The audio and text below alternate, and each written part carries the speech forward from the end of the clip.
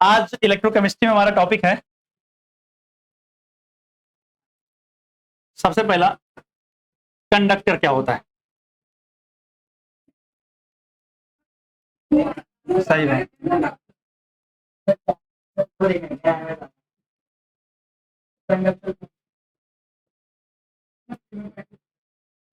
ठीक है, तो आज हमारा इलेक्ट्रोकेमिस्ट्री में जो टॉपिक है उसका नाम क्या है? कंडक्टर। अगर हम बात करें कंडक्टर की तो आप लोगों ने तो इतना तो पढ़ ही लिया होगा फिजिक्स वगैरह में कि कंडक्टर क्या होते हैं। Any substance that allows the flow of current through it यानी जो अपने थ्रू करंट के फ्लो को अलाउ करता है उसे हम क्या बोलते हैं? कंडक्टर बोलते हैं। क्या बोलते हैं उसको हम? कंडक्टर बोलते हैं।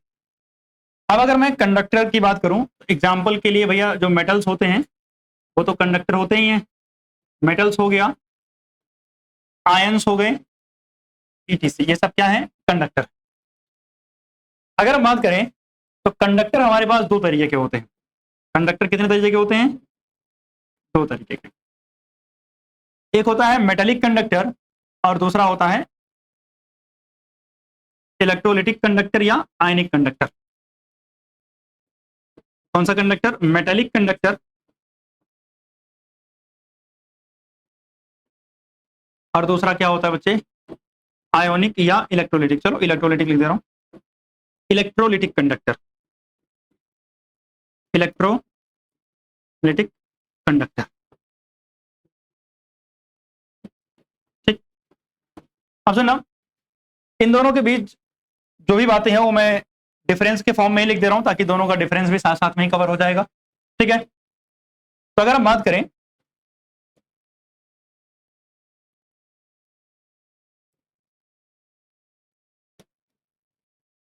मेटेलिक कंडक्टर की तो यहां पर फ्लो होगा करंट का किसकी वजह से?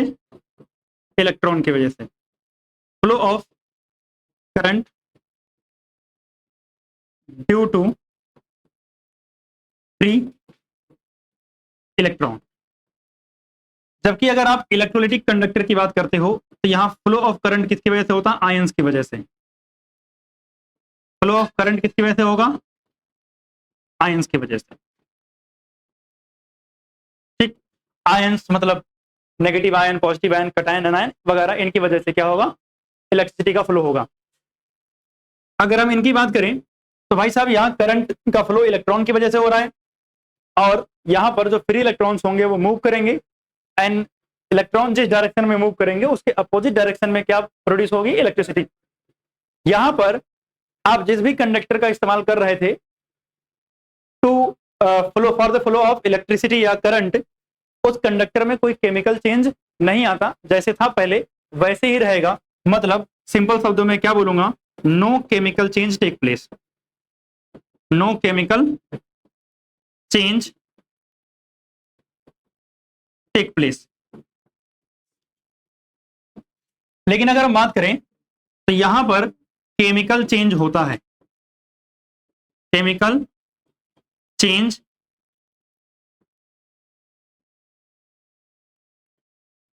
Take place. यहां केमिकल चेंज क्या होता है? होता है। ठीक।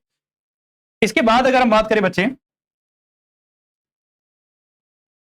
तो यहां पर जो कंडक्टेंस होती है यानी जो फ्लो ऑफ करंट होता है वो डिक्रीज कर जाता है with increase in temperature. With increase in temperature. अगर हम टेम्परेचर बढ़ाएंगे तो यहां पर कंडक्टेंस क्या हो जाएगी यानी फ्लो ऑफ करंट क्या हो जाएगा? कम हो जाएगा। जबकि इसके अपोजिट यहां कंडक्टेंस क्या हो जाती है? बढ़ जाती है। Conductance increases with increase in temperature. भैया टेम्परेचर में आपने चेंज किया तो कंडक्टेंस भी क्या हो गई, बढ़ गई। अगर हम बात करें इधर, तो भाई साहब देखो कंडक्टर चाहे कोई सा भी हो, रेजिस्टेंस तो होता है। रेजिस्टेंस क्या है, hindrance in the flow of current, यानी करंट के रास्ते में जो रुकावट है वही क्या है, रेजिस्टेंस है। यहां रेजिस्टेंस जो होता है वो किसकी वजह से होता है, कर्नेल्स और इलेक्ट्रॉन्स के बीच वाइब्रेशन की वजह से। कर्नेल्स क्या होते हैं, जैसे मान लिया ये एक एटम है और इस एटम के आउटर मोस्ट सेल में ये इलेक्ट्रॉन है। जब ये इलेक्ट्रॉन लूज कर देगा तो बचेगा क्या भाई साहब, आउटर मोस्ट सेल तो गई, तो इस पे बचेगा positive charge, next positive charge आएगा, और ये दूसरा क्या है, इलेक्ट्रॉन। जब इलेक्ट्रॉन अपने वैलेंस इलेक्ट्रॉन को रिमूव कर देता है तो बचे हुए सेल को क्या बोलते हैं हम, कर्नल बोलते हैं, और ये बाकी दूसरा क्या हुआ, इलेक्ट्रॉन। इन दोनों के बीच क्या होता है, वाइब्रेशन, और इलेक्ट्रॉन इलेक्ट्रॉन के बीच में क्या होगा, रिपल्सन, जिसकी वजह से यहां रेजिस्टेंस पैदा होगा। यानी रेजिस्टेंस मेनली किसकी वजह से होता है, vibration of kernel and electron की वजह से, vibration of kernel and electron की वजह से। तो भाई यहां रेजिस्टेंस क्यों आ रहा है, resistance is due to vibration of kernel and electrons. ठीक, अगर यहां बात करें तो यहां रेजिस्टेंस क्यों होगा भैया, आयंस, आयंस किसी ना किसी सॉल्यूशन में होंगे, तो आयंस फ्लो कर रहे हैं। अगर आयंस के फ्लो में रुकावट आए, अब रुकावट क्या हो सकता है भाई, देखो ध्यान से, मेरे पास एक आयन था Na+ और एक आयन था Cl-। अगर इन दोनों के बीच इंटर आयनिक अट्रैक्शन बहुत ज्यादा होगा तो ये जाना ही नहीं चाहेंगे अलग, तो भैया साथ साथ रहेंगे। अगर साथ साथ रहेंगे तो आयंस नहीं बनेंगे, और अगर आयंस नहीं बनेंगे तो करंट नहीं फ्लो करेगा, और करंट ना फ्लो करना यही तो रेजिस्टेंस है। मतलब आयंस का साथ रहना क्या प्रोड्यूस कर रहा है, रेजिस्टेंस प्रोड्यूस कर रहा है। तो मैं क्या बोल सकता हूं, आयंस के बीच इंटरेक्शन की वजह से रेजिस्टेंस होता है। क्यों हो रहा है resistance, resistance is due to inter ionic interaction, inter ionic interaction.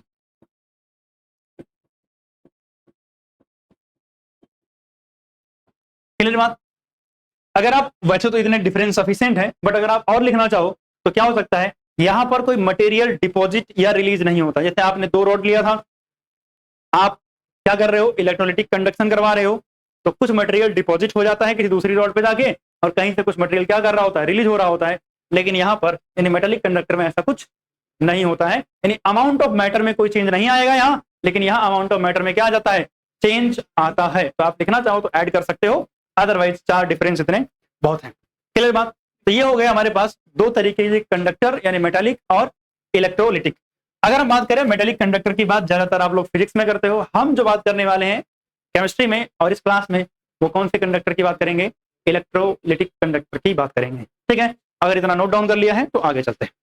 Clear.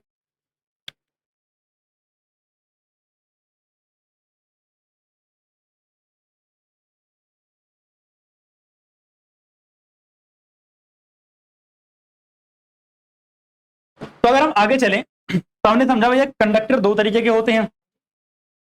और अगर हम बात करें तो एक टॉपिक और छोटा सा हमें समझना है, इलेक्ट्रोलाइट। क्या, इलेक्ट्रोलाइट। इलेक्ट्रोलाइट क्या होता है, अगर हम बात करें बच्चे इलेक्ट्रोलाइट की,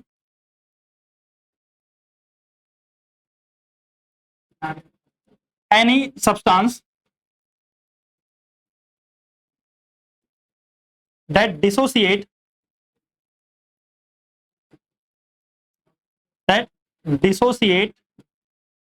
or associates completely or partially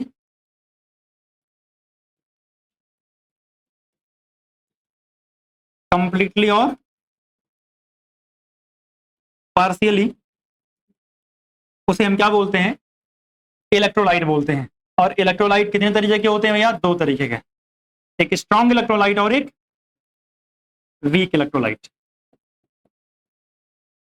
strong electrolyte और दूसरे क्या होंगे, weak electrolyte. Weak electro, strong electrolyte जिसका degree of dissociation that is alpha is equal to 100%, यानी 100% डिसोसिएट हो जाएंगे। और वीक कौन होते हैं? जिनका अल्फा यानी degree of dissociation is not equal to 100%। Strong electrolyte के एग्जांपल जैसे स्ट्रॉन्ग एसिड, जितने भी स्ट्रॉन्ग एसिड होंगे, इसके अलावा स्ट्रॉन्ग बेस हो गए, इसी में आएंगे सारे, और जो है सॉल्ट जो हो गए वो इसी में। अगर हम यहां की बात करें तो यहां वीक एसिड और वीक बेस आते हैं, यानी वीक वालों के साथ वीक बेस, ये सब कहां आएंगे? वीक इलेक्ट्रोलाइट के अंदर आएंगे। आई होप यहां तक सबको क्लियर है, इतनी बात, ठीक है। और अगर क्लियर है तो आगे चल रहे हैं।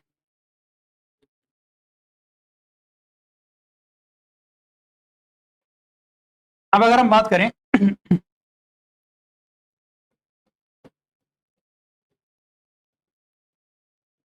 तो ये भी आपने पढ़ा होगा, ओम लॉ। सिर्फ हमें इसकी फॉर्मूले की जरूरत है। बी इज इक्वल टू क्या था? आई आर, जहां आर क्या है? रेजिस्टेंस है। जहां आर क्या है? रेजिस्टेंस। क्लियर बात? तो कभी कभी हमारी जरूरत पड़ेगी इसकी, अदरवाइज जरूरत नहीं पड़ेगी मोस्टली। अगर हम इसके आगे बात करें तो हमें जिसकी सख्त जरूरत है वो है रेजिस्टेंस। क्या है? रेजिस्टेंस। रेजिस्टेंस का सिंबल आर है, और रेजिस्टेंस क्या होता है? Hindrance in the flow of current. Hindrance in the flow of current. भैया करंट के फ्लो में जो हिंड्रेंस आएगी उसे हम क्या बोलते हैं? रेजिस्टेंस बोलते हैं। क्या बोलते हैं उसको हम? रेजिस्टेंस। और करंट के फ्लो जो है, करंट के फ्लो में जो हिंड्रेंस है रेजिस्टेंस, उसको आर से लिखते हैं। और अगर हम बात करें तो इसका एसआई यूनिट क्या होती है भाई साहब? एसआई यूनिट क्या होती है? ओम। क्या होती है? ओम। सही बात है। इसके बाद जो अगली चीज हमारे पास आती है वो आता है रजिस्टिविटी। क्या आती है? रजिस्टिविटी। रजिस्टिविटी क्या होती है? रेजिस्टेंस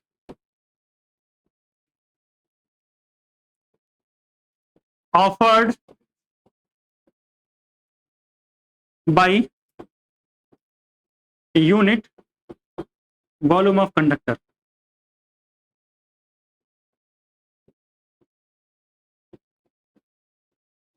मतलब एक यूनिट वॉल्यूम कंडक्टर से जो रेजिस्टेंस ऑफर होगा उसे हम क्या बोलेंगे? रजिस्टिविटी बोलेंगे। और सुनना, रजिस्टिविटी में कुछ चीजें, रजिस्टिविटी का सिंबल क्या होता है? रो। क्या होता है? रो।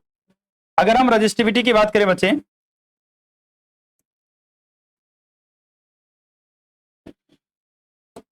तो rho is directly proportional to L and rho is inversely proportional to area of cross section.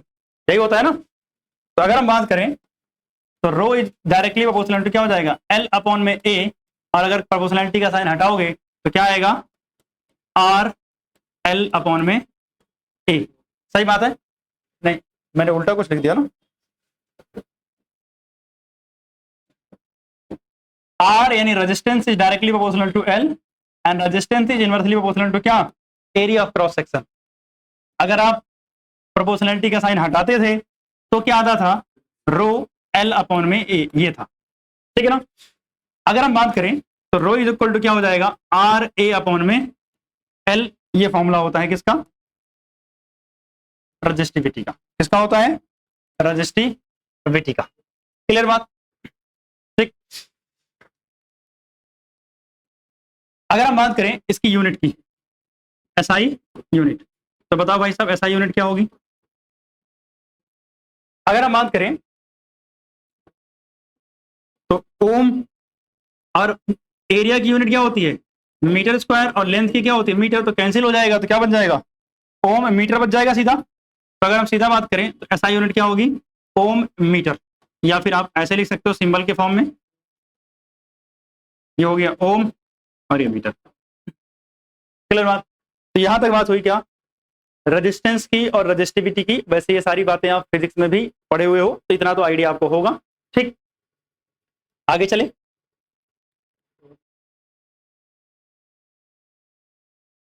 तो आगे चलते हैं, और आगे हमारे पास अब यहां से हमारे काम की चीज बहुत सारी शुरू हो रही है, दैट इज कंडक्टेंस।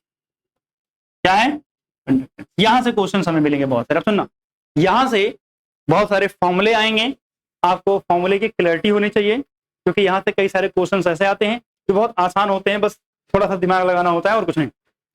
तो सबसे पहली चीज है कंडक्टेंस, और कंडक्टेंस का सिंबल क्या है जी। क्या है जी।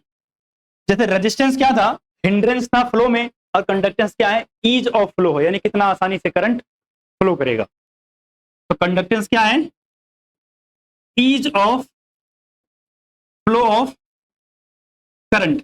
भैया अगर करंट में फ्लो में जो आसानी है ईज है, उसे हम बोल रहे हैं कंडक्टेंस बोल रहे हैं। तो मैं ऐसे भी तो बोल सकता हूं कि सर ये उल्टा है, reciprocal of resistance, reciprocal of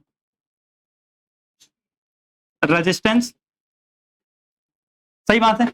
अगर इसको हम रेसिप्रोकल ऑफ रेजिस्टेंस बोल रहे हैं तो भैया जी का एक फॉर्मूला हमें मिला क्या, जी इज इक्वल टू 1 में आर। ठीक, दिस इज कंडक्टेंस। अच्छा एक छोटी सी चीज और क्या, जैसे यहां रजिस्टिविटी थी ना, तो इसको हम रजिस्टिविटी को एक और नाम से जानते हैं स्पेसिफिक रेजिस्टेंस। किस नाम से स्पेसिफिक रेजिस्टेंस। अगर कहीं ये भी नाम मेंशन किया हुआ तो कोई दिक्कत वाली बात नहीं है, इसका भी इस्तेमाल हम कर सकते हैं।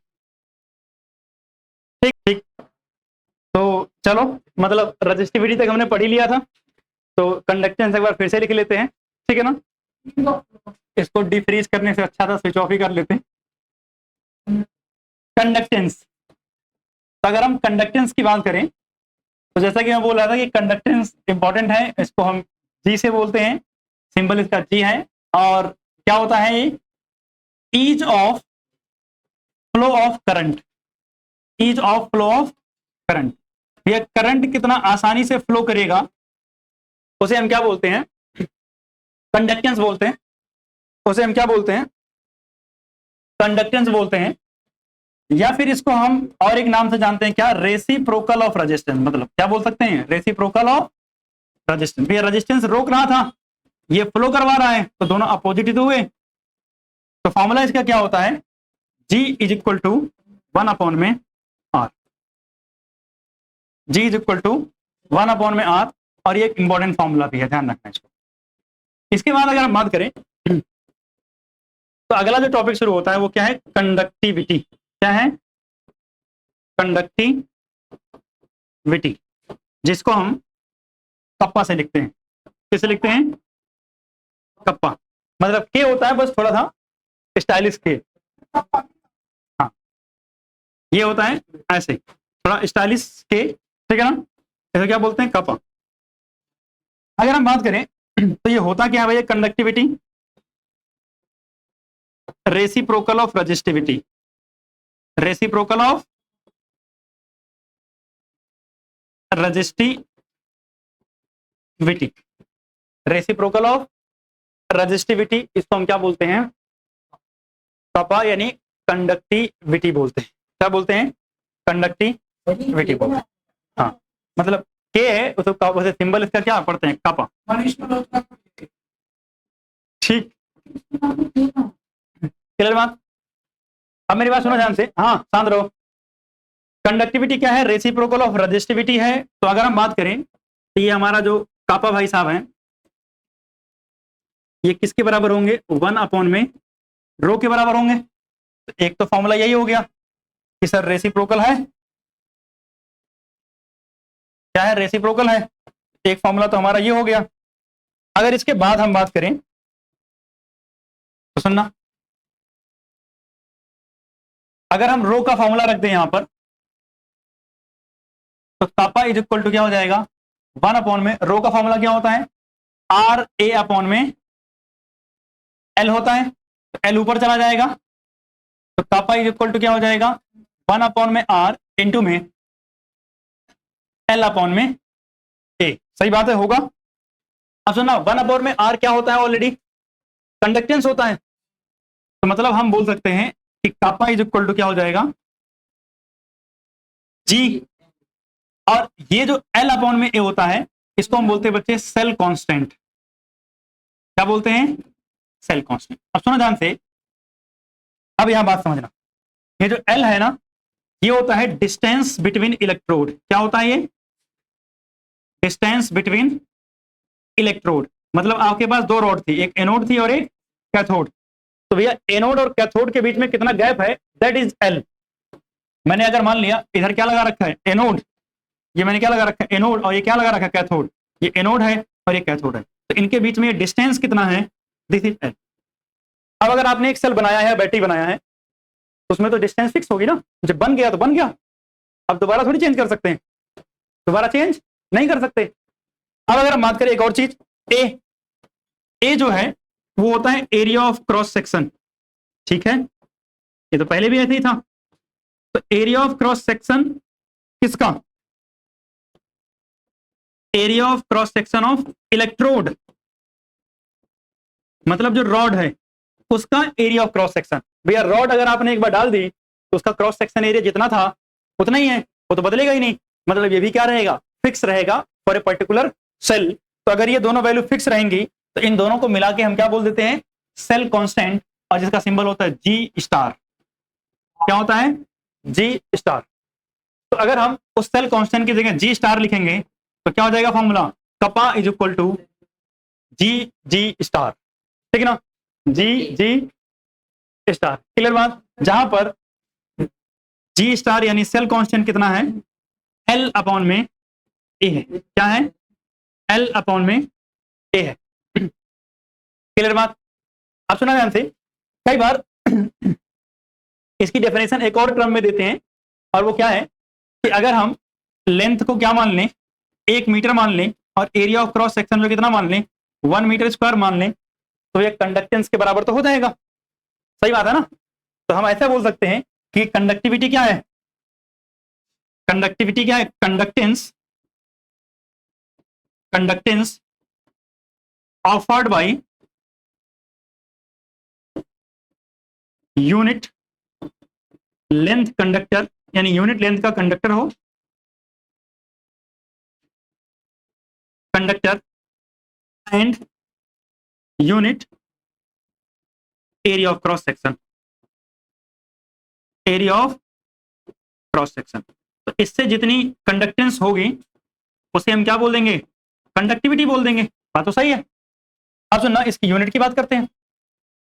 अगर हम इसकी यूनिट निकालेंगे तो यूनिट क्या क्या आएगी, अच्छा बताओ, 1 अपॉन में आर, इसका क्या होगा, पर ओम हो जाएगा। अच्छा एक बात बताओ, इसका यूनिट हमने नहीं लिखा ना, एसआई यूनिट।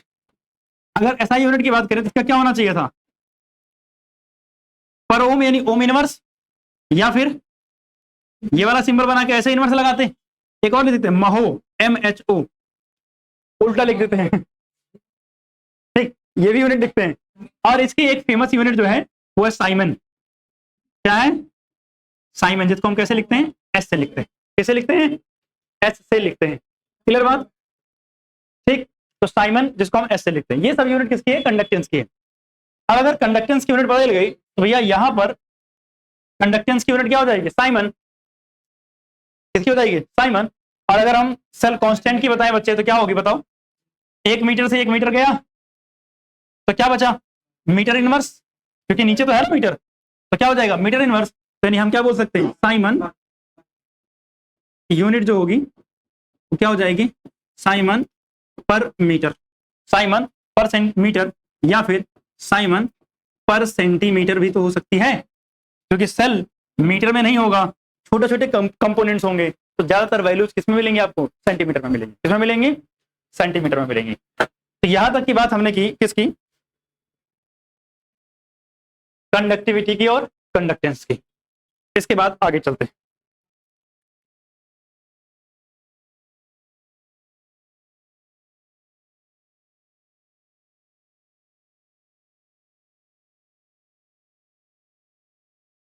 छोटी सी बात बता दूं, जैसे हमने उसे पीछे क्या बोला था, स्पेसिफिक रेजिस्टेंस बोला था ना, इसे क्या बोलते हैं, स्पेसिफिक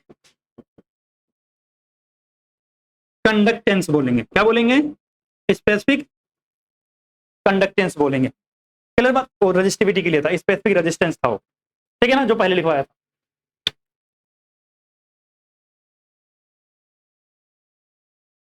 जो बच्चे ये साइमन वगैरह लिखा हुआ है, ये है कंडक्टेंस की। कंडक्टेंस की लिखा नहीं था पहले, तो बाद में याद आया तो मैंने लिख दिया यहाँ। और जो उधर लिखी हुई है साइमन पर मीटर, वो है आपकी कंडक्टिविटी की, ठीक है ना।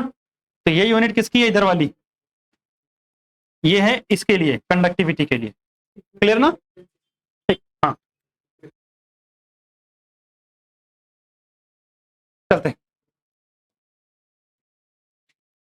अगर हम बात करें तो हमारे पास अगला आता है मोलर कंडक्टेंस। कौन सी कंडक्टेंस, मोलर कंडक्टेंस। अगर हम बात करें बच्चे मोलर कंडक्टेंस की, तो क्या होता है भैया, conductance offered by, conductance offered by 1 mole of electrolyte, 1 mole of electrolytes, यानी 1 मोल इलेक्ट्रोलाइट से जितनी कंडक्टेंस होती है उसे क्या बोलते हैं, मोलर कंडक्टेंस बोलते हैं। क्या बोलते हैं, मोलर कंडक्टेंस बोलते हैं। अगर हम मोलर कंडक्टेंस की बात करें बच्चे, इसका सिंबल हम इस्तेमाल करते हैं, ऐसे ट्रायंगल बनाएंगे और यहाँ नीचे छोटा सा क्या लिख देंगे, एम, ठीक है ना। हाँ, दैट इज मोलर कंडक्टेंस। आप सुना ध्यान से,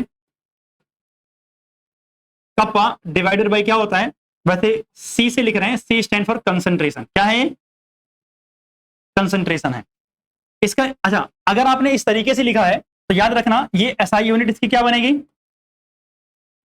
इसकी एसआई यूनिट होती है siemens metre square, siemens metre square per mole. तो ये एसआई यूनिट में यहां हमने मीटर लिया है, लेकिन अगर ये फॉर्मूला मैं ये वाला इस्तेमाल करता हूं, कप्पा इंटू में 1000, कप्पा इंटू में 1000 अपॉन में सी, सी स्टैंड फॉर कंसंट्रेशन। अगर आप चाहो तो कैपिटल एम भी लिख सकते हो, मोलरिटी ही है, ध्यान रखना इसको, क्या है यहाँ, मोलरिटी ही है, तो एनसीईआरटी में सी लिखा हुआ है, आप चाहो तो एम भी लिख सकते हो, कोई समस्या वाली बात नहीं है। तो यहां पर एसआई यूनिट क्या, मतलब यहां पर यूनिट क्या बन जाएगी भैया, एसआई यूनिट तो नहीं होगी क्योंकि मीटर होती है, यहां यूनिट जो होगी वो साइमन सेंटीमीटर स्क्वायर पर मोल होगी। अगर ये मीटर में ले लिया तो ये वाला फॉर्मूला, और इसको सेंटीमीटर में बदलने के लिए हमने क्या करना है, 1000 से मल्टीप्लाई किया है, ठीक है ना। तो ये दोनों फॉर्मूले हम इस्तेमाल करेंगे, और इसमें हम मेजर क्या करते हैं बेसिकली, वैसे तो ज्यादातर फॉर्मूला नीचे वाला इस्तेमाल होगा, क्योंकि हम सेल वगैरह के लिए इस्तेमाल करेंगे, तो वहां सारी चीजें किसमें होंगी, सेंटीमीटर में ही होंगी। किसमें होंगी, सेंटीमीटर में होंगे। क्लियर, अब सुनना, अगर मैं बात करूं इक्विवेलेंट कंडक्टेंस की, तो इक्विवेलेंट कंडक्टेंस क्या होता है, 1 ग्राम इक्विवेलेंट से जितना कंडक्टेंस होती है उसे इक्विवेलेंट बोलते हैं। अब सुनना, ग्राम इक्विवेलेंट के चक्कर में नहीं पड़ना है, मोलर कंडक्टेंस पढ़ लिया ना। जैसे हम मोलरिटी हमने पढ़ा था और नॉर्मेलिटी एन फैक्टर का इस्तेमाल करके निकाल लेते थे, वैसे ही हम बस कंडक्टेंस पढ़ रहे हैं। जब कहीं भी इक्विवेलेंट कंडक्टेंस आएगा तो कैलकुलेट यही करेंगे और इसको कन्वर्ट किसमें कर देंगे, इक्विवेलेंट कंडक्टेंस में कर देंगे with the help of n factor. तो अलग से उसको पढ़ने की जरूरत नहीं है, उसका काम इसी से सारा होता चला जाएगा। क्लियर बात। अगर आप फॉर्मूला जानना चाहते हो कि क्या होगा, तो फॉर्मूले में कुछ नहीं होगा, यहाँ सी की जगह यानी कंसंट्रेशन, जो मोलरिटी ले रखा है वो क्या ले लो, नॉर्मेलिटी ले लो, हो गया, समझ गया ना। बट हम वो फॉर्मूला यूज नहीं करेंगे, हम ज्यादातर यही इस्तेमाल करेंगे। और अगर कन्वर्ट करने की कहीं जरूरत पड़ेगी, कहीं जरूरत पड़ी इक्विवेलेंट कंडक्टेंस निकालने की, तो हम इसी की हेल्प से निकालेंगे, उसकी इस्तेमाल नहीं करेंगे, ठीक है ना। क्लियर यहां तक। तो अब जो है हमारा टॉपिक इधर कंडक्टिंग टर्म्स का खत्म हो गया है। अब हमें आगे क्या देखना है, कुछ इंपॉर्टेंट बातें हैं, क्या क्या, कि अगर जो मोलर कंडक्टेंस है या कंडक्टेंस है, ये कौन कौन से फैक्टर पे डिपेंड करती है, इलेक्ट्रोलिटिक कंडक्टेंस, मेटालिक कंडक्टेंस कौन कौन से फैक्टर पे डिपेंड करती है। अगर हम इनमें पानी ऐड करते हैं तो कंडक्टेंस और कंडक्टिविटी, मोलर कंडक्टेंस और मोलर कंडक्टिविटी पे क्या फर्क पड़ेगा। और अगर हम बहुत सारा पानी ऐड कर दें, जितना ऐड कर सकते थे, इनफाइनाइट डाइल्यूशन, तो उस समय क्या होगा, कोहलर लॉ क्या होता है, और उसके बाद फैराडेज का फर्स्ट एंड सेकंड लॉ क्या होता है। ये टॉपिक अभी हमारे पास बचा हुआ और उसके बाद लास्ट में टॉपिक जो है कोरोजन और बैटरी बची हुई है, ठीक है ना। तो बाकी बात करते हैं अगली क्लास में, आज के लिए बस यहीं तक, धन्यवाद।